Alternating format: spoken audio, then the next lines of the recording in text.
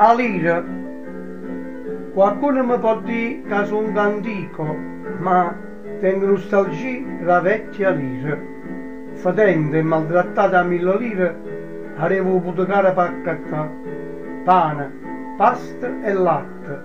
Mi portava roba di prima necessità. E mentre me ne ieva, buongiorno e grazie, mi ricevo un salumiere. Mese stracciata, azzeccata, maracata, o fruttaiolo mi rigneva a borsa. L'amica della campagna non mi aveva più che dà. Ah, che la 1000 lire che sapeva fa. Moglie mi diceva, bella, e che bellezza.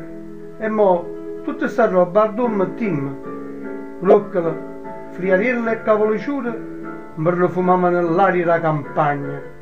E a casa era sempre una festa.